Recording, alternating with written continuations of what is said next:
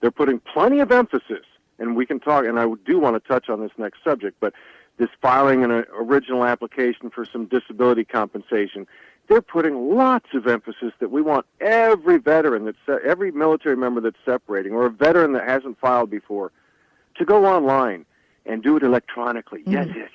File your claim electronically, and everything will be good. Well, if you can't operate a simple system, I mentioned the travel beneficiary allowance, the little kiosk that also didn't work. Do you know what it does? All it does is you punch in the information. It's not exactly quick either. And you have to verify yourself, and then you put your appointment time down and yada, yada. You know what it does? It generates a paper copy of that over to the travel office that they have to process anyway. It's just one step that does not need to be there. They need better processes, is what I'm hearing.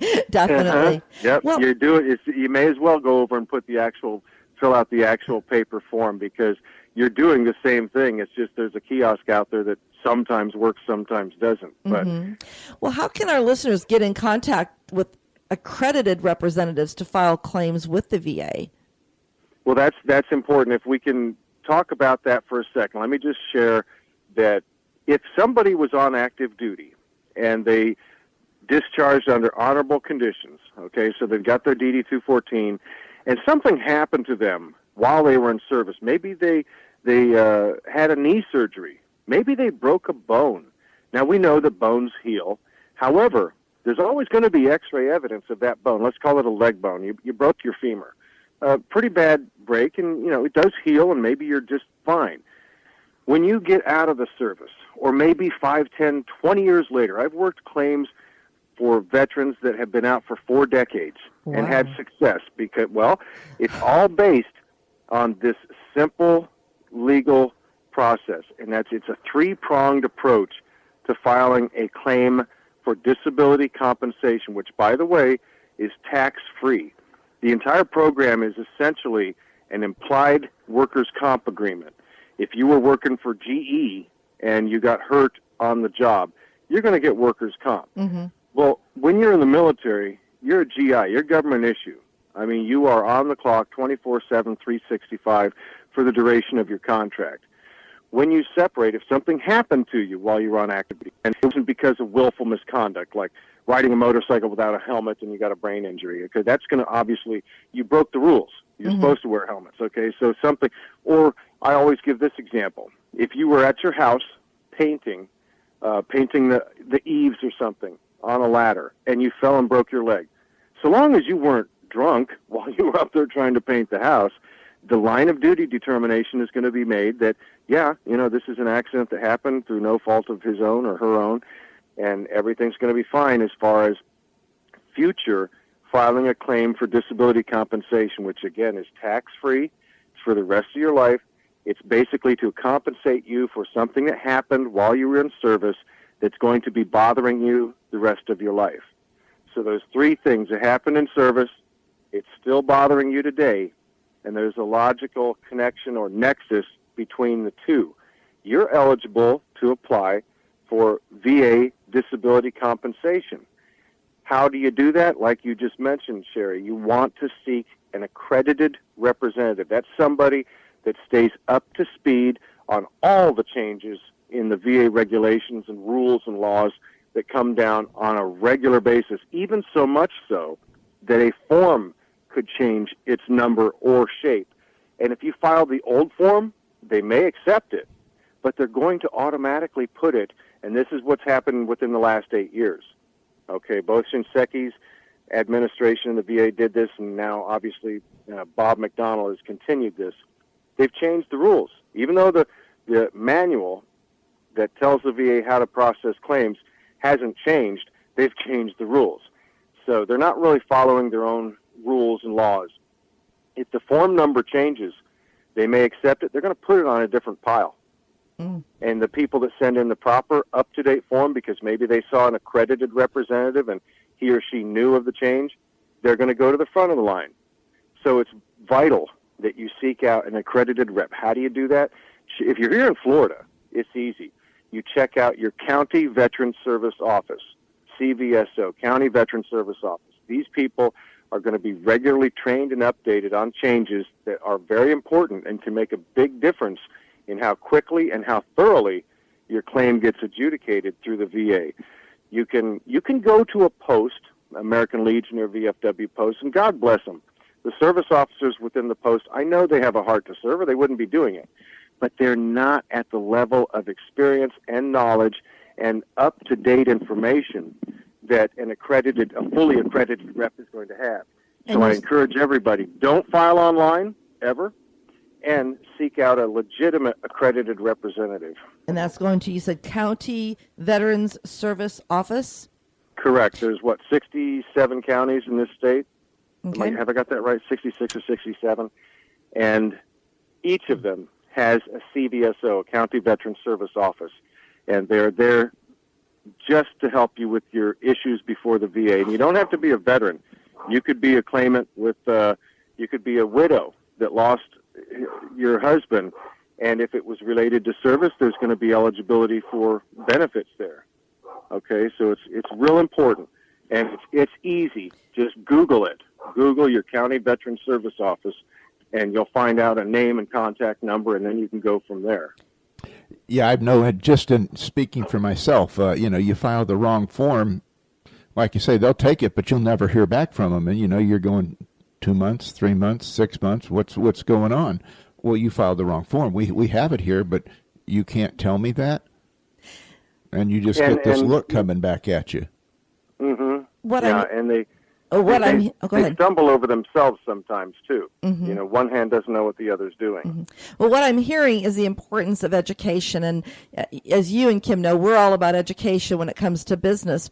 And you and your team are all about the education for our veterans so that they do not have to sit there and wait to be seen, but to help them understand exactly what you just shared. And you do this. We were talking earlier about how you spread the message, and I know you have a radio show, and that's been going on for a number of years. So just want to share a little bit about how our listeners can hear where you are and hear more, because I know you talk a lot about the VA benefits.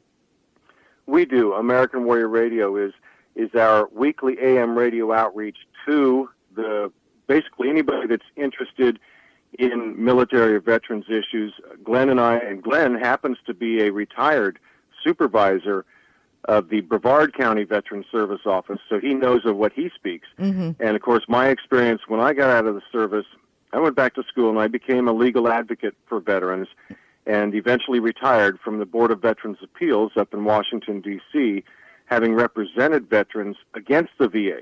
And so we've got a wealth of experience between us. American Warrior Radio has incredible guests. We've got good interviews. We bring regular segments. We have we mentioned this and we need to talk about that, the PR&R, Project Recuperation Reintegration Retreats for Returning Combat Vets. Well, our lead mental health facilitator, Dr. Scott Fairchild, he himself retired Army, runs Baytree Behavioral Health here in Suntree, has a regular segment called of course, it would escape me right now. Of course. Heal the Warrior, Heal the Country. Oh, wow. That's the name of it. Heal the Warrior, Heal the Country. Yeah, that's and powerful. It's all about how we can deliver useful information and even coping methods and tools to help our audience. If they're not themselves a vet or an active duty member, they may know somebody that is, and they can share the information, much like what you do with Social Radio. Mm-hmm. Let me ask you a question along these lines. Are there any veteran seminars or presentations about how to spread the word about what we're talking about here? I know you do it on your AVET radio show. Have you thought about maybe doing it here? Is there any other activity besides going to the county?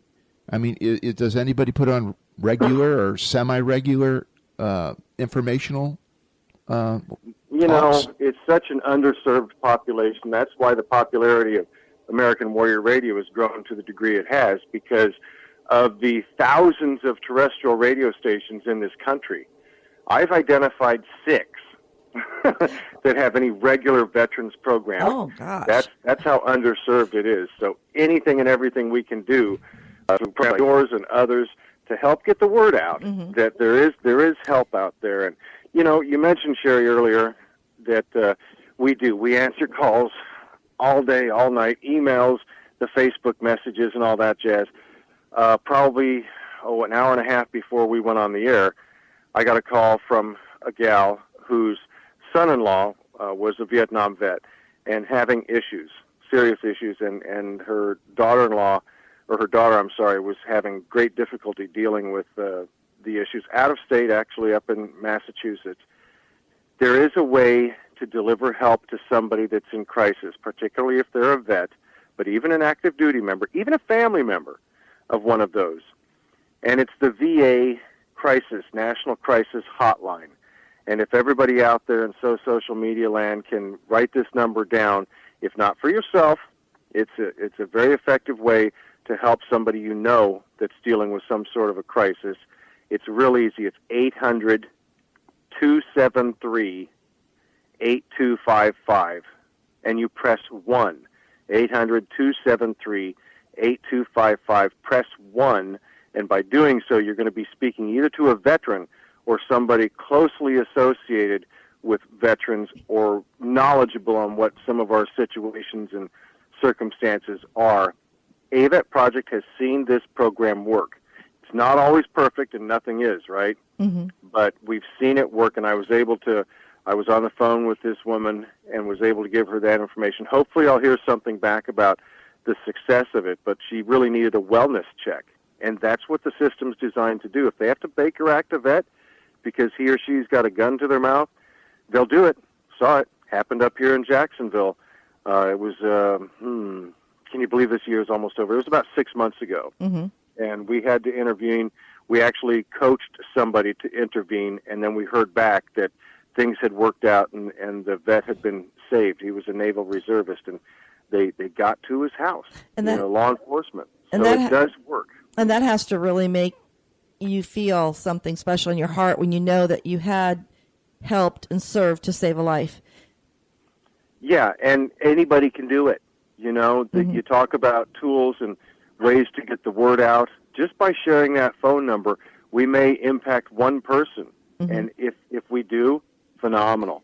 Had we not mentioned it, we knew we wouldn't affect anybody, right? Correct. That's the VA National Crisis Hotline at 800-273-8255. Press 1. I will be posting that up on our Social Radio Show Facebook page as well, with a few other things that you've mentioned today. And I'd love to talk more with the amount of experts that you and Glenn are sharing on the American Warrior Radio Show. I can see you guys putting on an actual veterans seminar here in our community to help spread the word. I could see that. I'm visualizing that here for the near future. I think that would really be a great program to, again, another outreach and bring in people from, Orlando, a lot of different areas, because I can see that there's such a need for this education. Right, and I have, on a personal level, schooled, I think we're at about a count of 5 different attorneys here locally on the Space Coast that are diving into the arena of helping vets with their initial claims and even appeals. And one thing, let me stress, if a listener out there goes to get some representation from a CVSO, as we mentioned, or any accredited representative, that representative is forbidden by law to charge a fee for your initial application. If you are refused, if you are denied a claim and it is on appeal, then an attorney or even a claims agent can, having gone through the regional office of the VA where they come up with a fee agreement, then they can charge a fee. But any representation prior to an appeal must be done without cost to the claimant. And that's important. So if anybody asks for money up front to file an initial claim or a DIC, a widower pension, whatever it might be, dependents indemnity compensation. If somebody dies in the service or of a service-connected disability, the surviving spouse is eligible for compensation. That's a DIC. If anybody asks for money for an initial claim or application, they're breaking the law, so just walk away. But if we've trained up several attorneys, we've worked on judges' claims themselves, it's a matter of slowly but surely getting the word out through the Florida Bar Association. I've spoken at a couple of their military law symposiums. We've done, well, we're supposed to be doing our third, but we've